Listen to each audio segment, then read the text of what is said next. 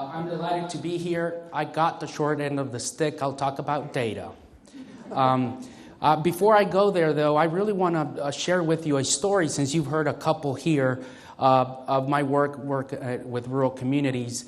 When I was in Mississippi, we were deploying a remote work program there, and I had the fortune of having 3 lovely ladies be part of a 6-week training. All 3 graduated. We got them where one of them, who had been unemployed for 10 years, was able to pass a couple of interviews, was about to be offered a job. Then the company ran a speed test on her house, and she was not hired. So that's kind of what you see when you're in the trenches, and I know these stories they've shared with you, but I just wanted to start with that. So I've got the boring presentation. I'm going to start with the basics, so bear with me. If you are a broadband expert, do not fall asleep. I just need to cover the basics to ensure that everybody in the audience kind of we're on the same page. So I'm going to start with Broadband 101, and then I'm going to wrap up with some data I crunched for you, North Carolina, and I was told to also include, or asked to include, Virginia and South Carolina in the U.S. So bear with me. A disclaimer, some of the data is known to have issues. Do not shoot the messenger, okay? That's what I have as a researcher. So, here's the baby internet, 50 years ago. Look where it was, look where it is now, imagine where it will be. And I know that Mr. Irving is going to talk more about that later, so I just wanted to share with you this image.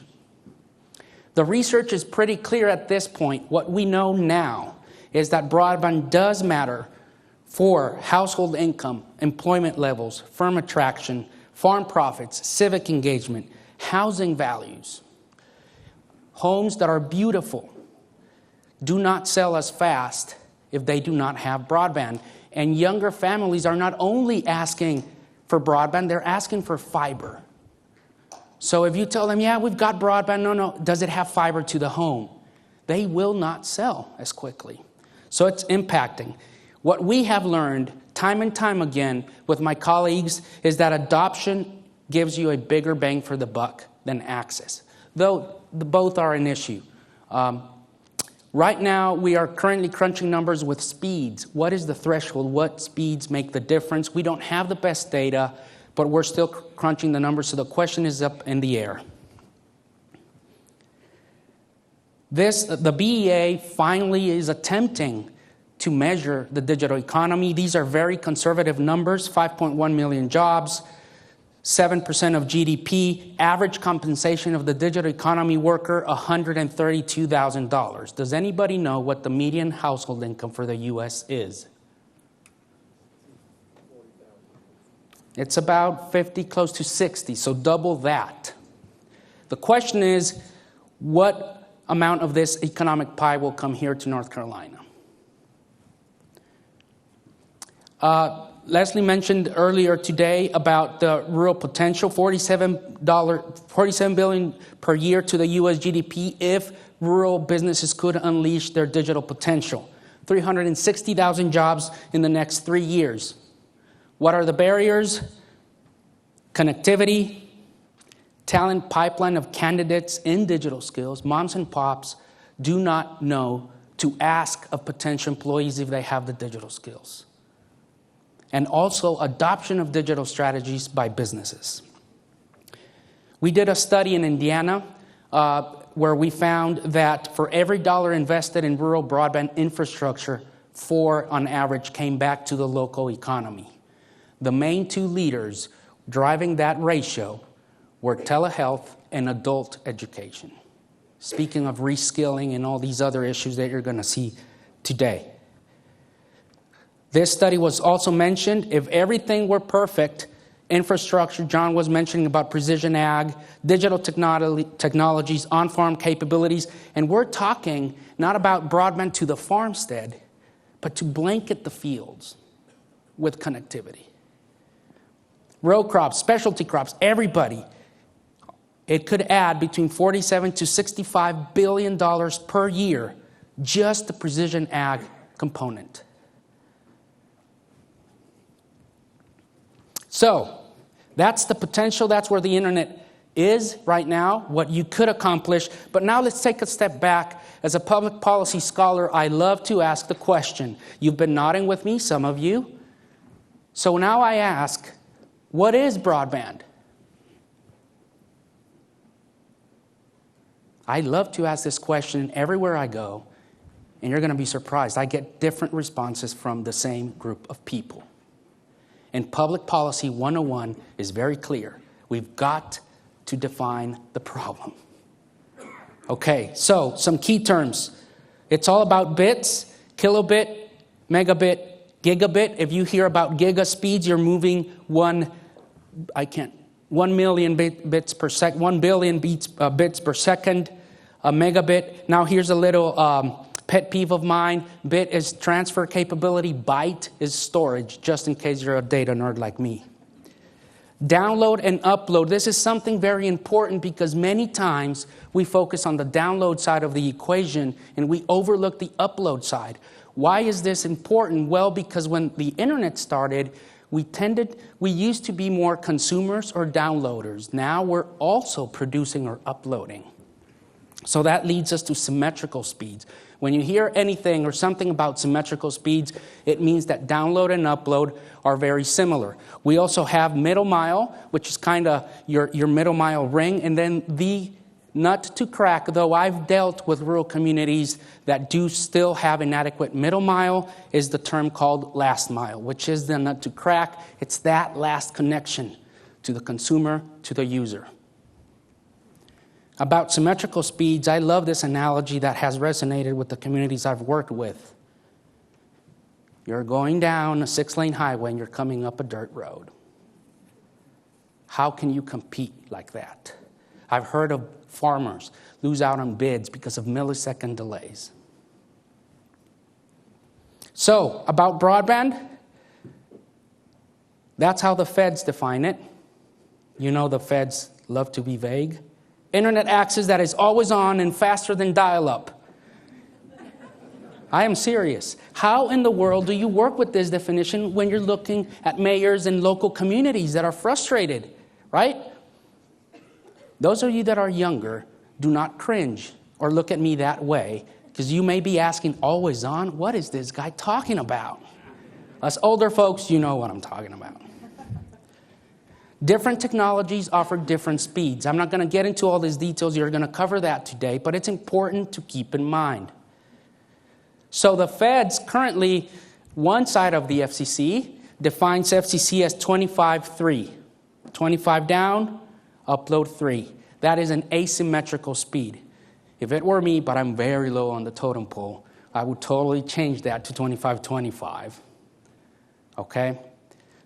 So that is broadband, at least for this purpose of discussion. It is a 25/3 speed. To me, that's not enough, but again, that's what it is. That's what we have.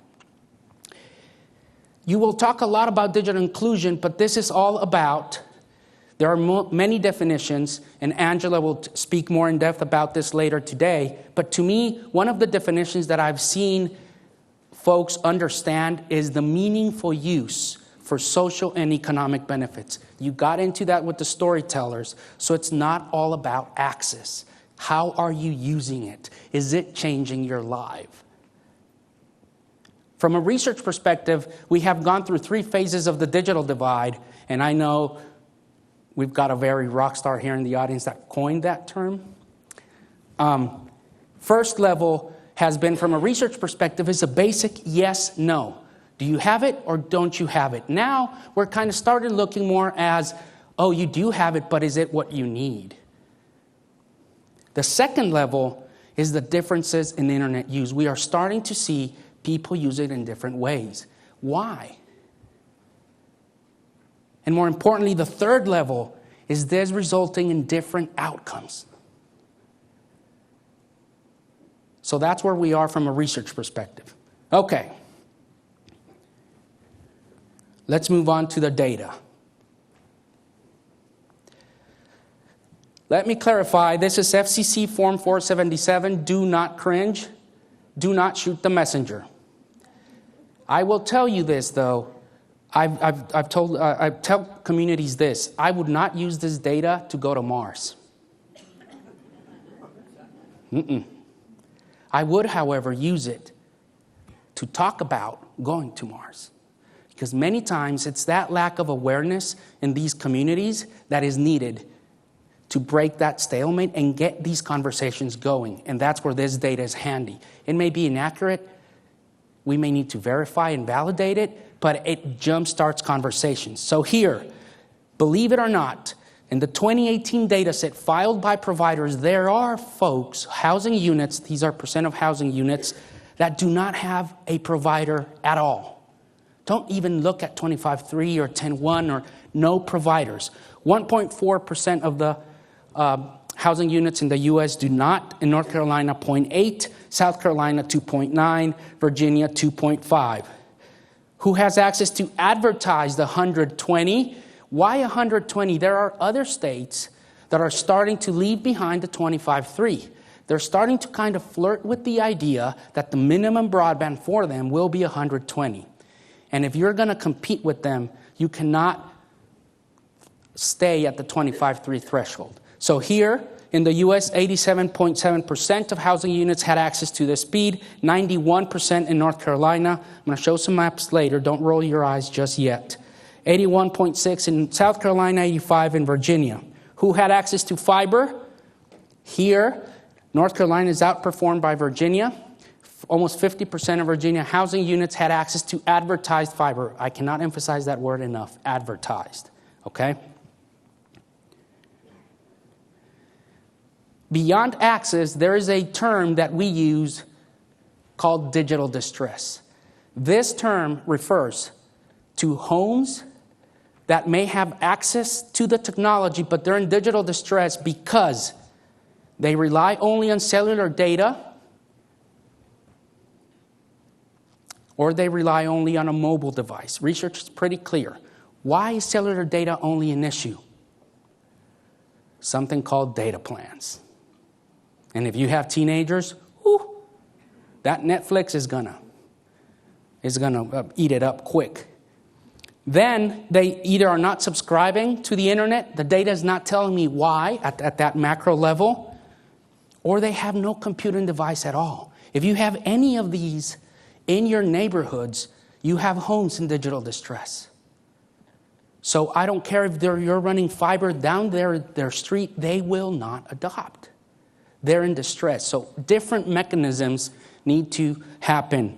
So here is the percent of households with cell data only in North Carolina, 8.6. Mobile device only, 11.5. No internet access, almost 1/5 of North Carolina households do not have access to the internet. Again, it's not telling me why. More than likely, it's expensive, or it's not the quality they want. Or they may not have the devices, or they may not have the skills. So this kind of gives you a pretty good idea of the digital distress. Here, we're now going to look at urban versus rural, but then I'm going to look at low and high income. And you tell different stories. Here, I apologize for so many bar graphs. I just didn't have enough slides. So the first two are the U.S.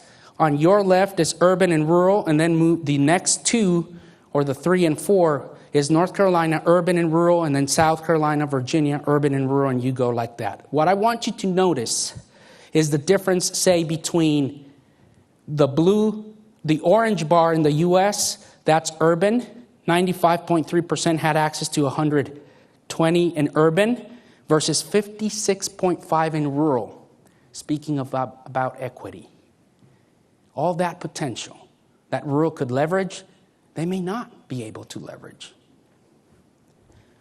So North Carolina, 43.7% of housing units in North Carolina had access to fiber, the gray bar, versus 18.5 in rural. And then you can see the rest of the graph for yourself. But that's an equity issue. How can we address that? How can we address that? How can we make sure all those bars are the same? Because otherwise, we're leaving people behind through no fault of their own. If we assume they have the devices, if we assume they have the literacy, they can't partake of this digital age. That will put you behind, not only in the U.S., but the rest of the world. Here we have low versus high income. I took median household income for the U.S. and took the two quintiles and took the lower two and the higher two and then said, okay, how does it look? The same story. So it's not only urban and rural, it's low and high as well, income. For example, North Carolina, homes in the low income category, the percent, 87.4% had access to 120. Again, it's advertised in FCC. Versus 98.1% in high. Access to fiber, 27.2% of homes in low income census blocks or tracts, 27.2 versus 52 in high. Why? We are the wealthiest country on this rock. Why are we seeing these numbers? The no providers, you can also see it's the same pattern. It's the same pattern. Now, this one is FCC data again, but that's the latest version I had access to, the 2018. That's a darker color means more housing units with access to advertised fiber. You know your state better than I do. You see it's all not dark blue. Dark blue shows 75% or more of housing units had access to fiber, advertised fiber. 0 is white. 0.1 to 24.9 is that light yellow, orange, I can't tell. Then green and et cetera, et cetera. Speaking of spatial patterns, right? Now, cable works as well. We've got to be technology agnostic. To really, truly bridge the divide, we're going to have to be very creative and tap into multiple technologies. But I'm talking about access to fiber because fiber, if we can equate it to data carrying capacity, fiber is a 15-mile wide river. DSL is a 2-inch pipe. And when you get all those sensors going, and you get every home producing, you get videos, you get remote work, not even about mixed reality, virtual reality, augmented reality. Do not attempt with slower speeds. No internet access, the darker color, the higher the threshold. Again, the data is not telling me why. It's just saying these homes did not subscribe to internet, period. Including satellite, including dial-up, us older folks. So there you see again some spatial kind of behaviors going on. It's going to take all hands on deck, folks. And that's why you are really innovating in this field, North Carolina, of having this conference where you not only talk about access, but you also talk about adoption and leveraging it for community economic development purposes. So there you have kind of the look at it. This is the ACS data that shows these are mapped at the census tract level, where the margin of error is kind of okay. And then we have no computing devices. That dark blue shows 25% or more of homes did not have a computing device at all, period. No tablet, no desktop, nothing. Speaking of the homework gap, this is serious, folks, and I know that's why you're here. So, I think that's it. I can't remember my slides. Yes. So, I was asked to say thank you. That's kind of the cue. So, thank you so much for your time.